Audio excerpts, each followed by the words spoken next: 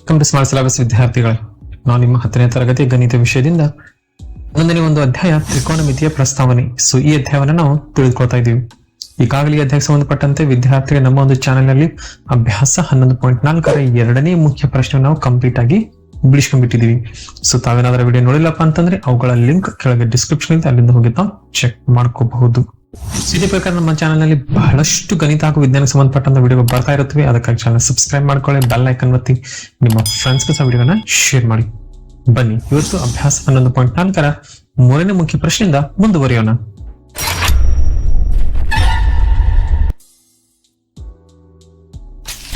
ವಿದ್ಯಾರ್ಥಿ, ಇದು ನಿಮ್ಮ 10ನೇ ತರಗತಿ ಗಣಿತ ವಿಷಯದ 11ನೇ ಅಧ್ಯಾಯ ತ್ರಿಕೋನಮಿತಿಯ ಪ್ರಸ್ತಾವನೆ. ಸೊ ಇದು ಬಂದ್ಬಿಟ್ಟು ಅಭ್ಯಾಸ 11.4. ಸೊ ಇದರಲ್ಲಿ ನಾವೀಗ ಮೂರನೇ ಮುಖ್ಯ ಪ್ರಶ್ನೆ ಬಂದು ತಲುಪಿದೀವಿ.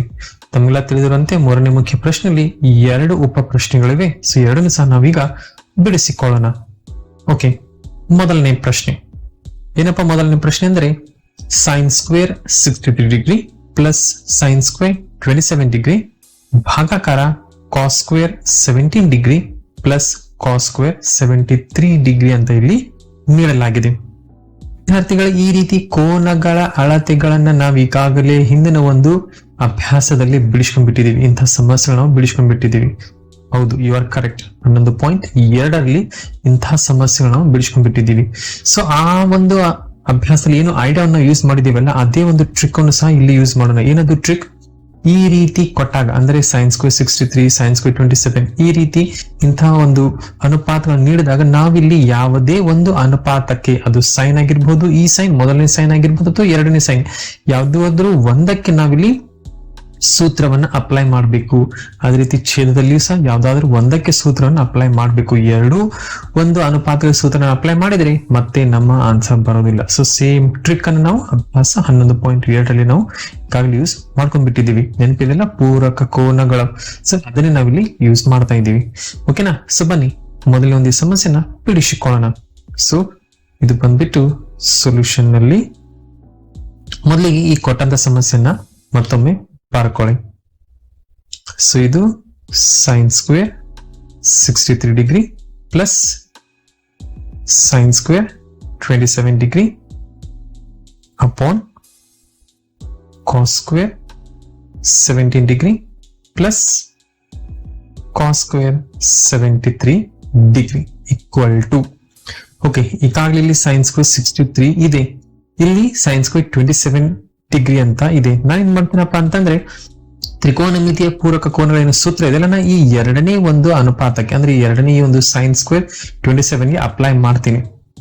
ಏಕಪ್ಪ ನಾನು ಈ ಎರಡನೇ ಒಂದು ಅನುಪಾತಕ್ಕೆ ಅಪ್ಲೈ ಮಾಡ್ತಾ ಇದ್ದೀನಿ, ಇದು ಮುಂದೆ ತಾವು ಲೆಕ್ಕ ಬಿಡಿಸ್ಕೊಂಡ ನಂತರ ತಮಗೆ ಅದರ ಒಂದು ಐಡಿಯಾ ತಿಳಿಯೋದು. ಓಕೆ, ನಾನು ಏನ್ ಮಾಡ್ತೀನಿ, ಇದನ್ನ ಯಥಾ ಪ್ರಕಾರ ಹಾಗೆ ಬರೀತೀನಿ. So this is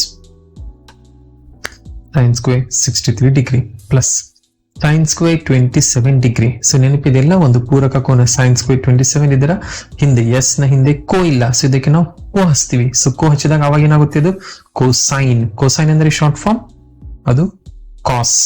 so cos square 27 degree ಅದು ಏನಾಗುತ್ತೆ, ಅದು 90 ಮೈನಸ್ ಟೀಟಾ ಅಂದ್ರೆ 90 ಮೈನಸ್ ಇಲ್ಲಿ ಟೀಟಾ ಅಂದ್ರೆ 27 ಡಿಗ್ರಿ. ಸೊ 90 ಮೈನಸ್ 27 ಡಿಗ್ರಿ ತೀತಲ್ಲ ವಿದ್ಯಾರ್ಥಿಗಳು. ಸೊ ಅದೇ ಪ್ರಕಾರ ಈಗ ಛೇದದಲ್ಲಿ ಸಹ ಇದೇ ಒಂದು ಐಡಿಯಾನ ಯೂಸ್ ಮಾಡ್ಕೊಳ್ಳೋಣ.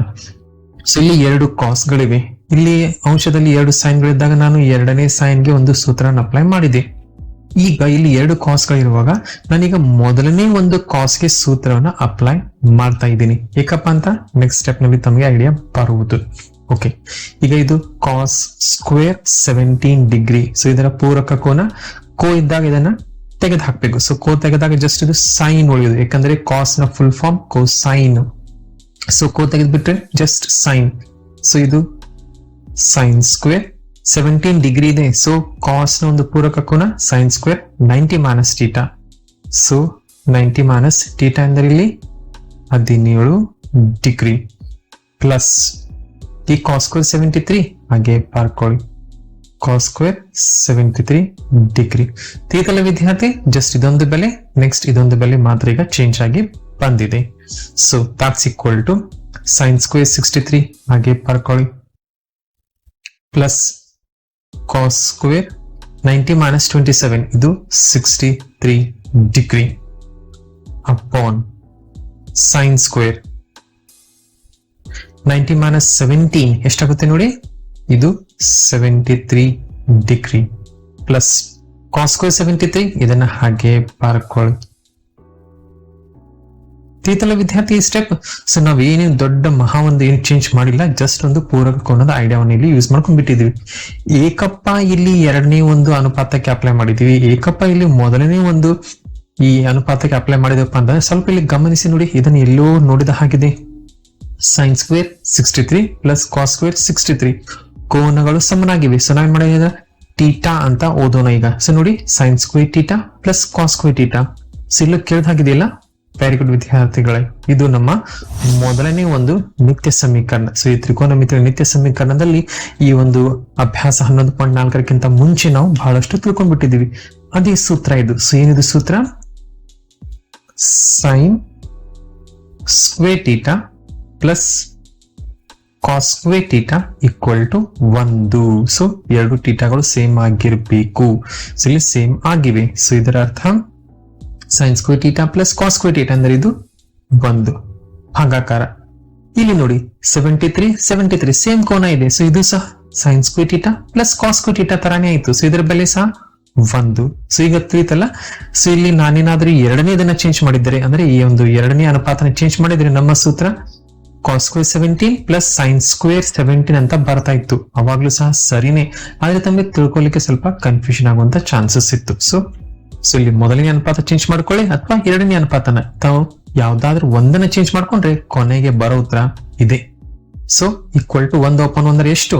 ಇದು ಜಸ್ಟ್ 1. ತೀತಲ ವಿದ್ಯಾರ್ಥಿಗಳೇ, ಯಾವ ರೀತಿ ಸುಲಭವಾಗಿ ನಾವು ಇದನ್ನ ಬಿಡಿಸ್ಕೊಂಡ್ಬಿಟ್ಟಿದೀವಿ. ಸೊ ಹೆಚ್ಚು ಕಡಿಮೆ ಇದೊಂದು ಸಮಸ್ಯೆ ಅಭ್ಯಾಸ 11.2 ಐಡಿಯಾ ಮತ್ತು ಅಭ್ಯಾಸ 11.4 ಐಡಿಯಾಗಳ ಒಂದು ಮಿಕ್ಸ್ಚರ್ ಆಗಿದೆ. ಸೊ ಇದು ಅಭ್ಯಾಸ 11.4 ಮೂರನೇ ಮುಖ್ಯ ಪ್ರಶ್ನೆಯು ಮೊದಲನೇ ಸಮಸ್ಯೆ. ಇನ್ನು ಎರಡನೇ ಸಮಸ್ಯೆ ತಿಳಿದುಕೊಳ್ಳೋಣ ಬನ್ನಿ. ಸೊ ಈಗ ಎರಡನೇ ಸಮಸ್ಯೆ. ಸೊ ಎರಡನೇ ಸಮಸ್ಯೆಯು ಸೈನ್ 25 ಡಿಗ್ರಿ ಇಂಟು ಅಂದ್ರೆ ಇಲ್ಲಿ ಗುಣಾಕಾರ ಚಿಹ್ನೆ ಇದೆ, into cos 65 degree plus cos 25 degree into sine 65 degree ಅಂತ ಇದೆ.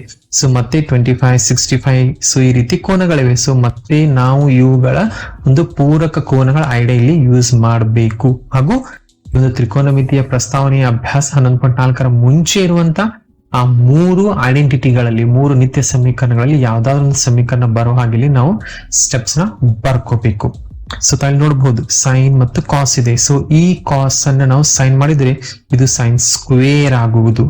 ಅದೇ ಪ್ರಕಾರ ಇಲ್ಲಿ ಕಾಸ್ ಇದೆ, ಈ ಸೈನ್ ಅನ್ನ ಕಾಸ್ ಮಾಡ್ಕೊಳ್ಳಿ. ಸೊ ಅವಾಗ ಇದು ಕಾಸ್ ಸ್ಕ್ವೇರ್ ಆಗುವುದು. So sine square plus cos square.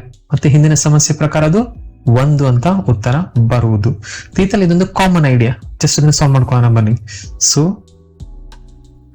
Solution ನಲ್ಲಿ ಸೈನ್ 25 ಡಿಗ್ರಿನ ಹಾಗೆ ಬರ್ಕೊಂಡ್ ಬಿಡ್ತೇನೆ, equal to sine 25 degree into cos 65. So ಇಲ್ಲಿ ಕೋ ಇದೆ, ಕೋನ ತೆಗೆದು ಹಾಕಿ ಸೈನ್ ಉಳಿಯುವುದು. ಸೊ ಮತ್ತೆ ಸೈನ್ 90 ಮೈನಸ್ ಟೀಟಾ ಅಂದ್ರೆ ಈ ಬಾರಿ 65 ಡಿಗ್ರಿ ಪ್ಲಸ್ ಕಾಸ್ 25 ಹಾಗೆ ಬರ್ಕೊಳ್ಳಿ, ಕಾಸ್ 25 ಡಿಗ್ರಿ ಇಂಟು ಸೈನ್ 65. ಇದನ್ನ ಮತ್ತೆ ಸೈನ್ ಇದೆಯಪ್ಪ, ಸೊ ಇದರ ಹಿಂದೆ ಕೋ ಇಲ್ಲ, ಸೊ ಇದಕ್ಕೆ ಕೋ ಹಚ್ಕೊಳ್ಳಿ. ಸೊ ಅದು ಅವಾಗ ಕೋ ಸೈನ್ ಆಗುವುದು. ಸೊ ಇದರ ಅರ್ಥ ಅದರ ಶಾರ್ಟ್ ಫಾರ್ಮ್ ಅದು ಕಾಸ್ 90 minus theta.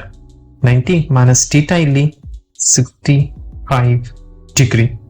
So that's equal to ಈ ಸೈನ್ 25 ಡಿಗ್ರಿ ಹಾಗೆ ಬರ್ಕೊಳ್ಳಿ ಇಂಟು ಸೈನ್ 90 ಮೈನಸ್ 65 ಎಷ್ಟು ನೋಡಿ, ಇದು 25 ಡಿಗ್ರಿ ಪ್ಲಸ್ ಕಾಸ್ 25 ಡಿಗ್ರಿ ಹಾಗೆ ಬರ್ಕೊಳ್ಳಿ ಇಂಟು ಕಾಸ್ 90 ಮೈನಸ್ 65 ಎಷ್ಟು ನೋಡಿ, ಇದು 25 ಡಿಗ್ರಿ.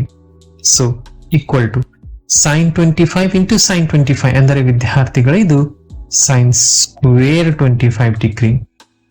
ತಾವೇನಾದ್ರೂ ಸೈನ್ ಸ್ಕ್ವೇರ್ 25 ಸ್ಕ್ವೇರ್ ಅಂತ ಬರ್ಕೊಂಡ್ರೆ ತಪ್ಪಾಗೋದು. ಸೊ ಇದನ್ನ ಜಸ್ಟ್ ನಾವು ಸೈನ್ ಸ್ಕ್ವೇರ್ 25 ಡಿಗ್ರಿ ಅಂತ ಬರ್ಕೋಬೇಕು. ಪ್ಲಸ್ ಅದೇ ಪ್ರಕಾರ ಇಲ್ಲಿ ನೋಡಿ, ಇದು ಕಾಸ್ ಸ್ಕ್ವೇರ್ 25 ಡಿಗ್ರಿ. ಸೊ ಈಗ ವಿದ್ಯಾರ್ಥಿಗಳು ಇದು ಮತ್ತೆ ಯಾವ ರೀತಿ ಆಯ್ತಪ್ಪ ಅಂತಂದ್ರೆ, ಇದು sine square theta plus cos square theta equal to 1. So ಈ ಪ್ರಕಾರ ಆಯ್ತು. ಸೊ ಈ ಪ್ರಕಾರ ನೋಡಿದ್ರೆ ಇದೆ ನೋಡಿ, ಕೋನಗಳು ಸೇಮ್ ಆಗಿವೆ, 25 degree 25 degree. So sine square cos square ಇದೆ. So sine square cos square, ಇದರ ಅರ್ಥ ಇದರ ಬೆಲೆ ವಿದ್ಯಾರ್ಥಿಗಳೇ 1. ಸೊ ಇದು ಇದರ ಫೈನಲ್ ಆನ್ಸರ್. ಸೊ ನೋಡಿ, ಐಡಿಯಾ ತಿಳಿದಿದ್ರೆ ನಾವು ಈಸಿಯಾಗಿ ಕೆಲವೇ ಸೆಕೆಂಡುಗಳಲ್ಲಿ, ನಿಮಿಷಗಳಲ್ಲಿ ಹೇಳ್ತಾ ಇಲ್ಲ, ಕೆಲವೇ ಸೆಕೆಂಡುಗಳಲ್ಲಿ ಇಂಥ ಸಮಸ್ಯೆಗಳನ್ನ ಬಿಡಿಸ್ಕೋಬಹುದು. So practice is very important for this particular exercise. So ಈ ಒಂದು ಎಕ್ಸರ್ಸೈಸ್ ಇದೆಲ್ಲ 11.4, ಈ ಒಂದು ಅಭ್ಯಾಸ 11.1, 0.2, 0.3 ಹೋಲಿಸಿದ್ರೆ ಸ್ವಲ್ಪ ಡಿಫ್ರೆಂಟ್ ಆಗಿದೆ. ಸೊ ಎಷ್ಟು ಹೆಚ್ಚು ಪ್ರಾಕ್ಟೀಸ್ ಮಾಡ್ತಾರೆ ಅಷ್ಟು ಹೆಚ್ಚು ಹೊಸ ಐಡಿಯಾಗಳು ತಮ್ಮಲ್ಲಿ ಬರುವು. ಸೊ ಪ್ರಾಕ್ಟೀಸ್ ಮಾಡ್ತಾ ಇರಿ. ಅಭ್ಯಾಸ 11.4 ಪದೇ ಪದೇ ತಿಂಗಳಿಗೆ 1 ಬಾರಿ ಅಥವಾ 2 ಬಾರಿ ಪ್ರಾಕ್ಟೀಸ್ ಮಾಡ್ತಾರೆ. ಅಂದಾಗ ಕೊನೆ ಟೈಮ್, ಎಕ್ಸಾಮ್ ಟೈಮ್ ನಲ್ಲಿ ಇದು ನಿಮಗೆ ಚೆನ್ನಾಗಿ ನೆನಪಿಗೆ ಬರುವುದು. ಓಕೆನಾ? ಸೊ ಇದರೊಂದಿಗೆ ನಾವು ಈ ವಿಡಿಯೋನ ಇಲ್ಲಿ ಸ್ಟಾಪ್ ಮಾಡೋಣ. ಮುಂದಿನ ಒಂದು ವಿಡಿಯೋದಲ್ಲಿ ಅಭ್ಯಾಸ 11.4 4ನೇ ಮುಖ್ಯ ಪ್ರಶ್ನೆಯೊಂದಿಗೆ ನಾವು ಮುಂದುವರಿಯೋಣ. ಇಂಥ ಬಹಳಷ್ಟು ವಿಡಿಯೋ ಬರ್ತಾ ಇರುತ್ತೆ, ಅದಕ್ಕೆ ಚಾನಲ್ ಸಬ್ಸ್ಕ್ರೈಬ್ ಮಾಡ್ಕೊಳ್ಳಿ, ಬೆಲ್ ಐಕನ್ ಒತ್ತಿ, ನಿಮ್ಮ ಫ್ರೆಂಡ್ಸ್ ವಿಡಿಯೋನ ಶೇರ್ ಮಾಡಿ. ಓಕೆ, ಮತ್ತೆ ಭೇಟಿಯಾಗೋಣ ಮುಂದಿನ ವಿಡಿಯೋದಲ್ಲಿ. ಅಲ್ಲಿವರೆಗೆ ಚೆನ್ನಾಗಿ ಓದಿ, ಚೆನ್ನಾಗಿ ಅಭ್ಯಾಸ ಮಾಡಿ.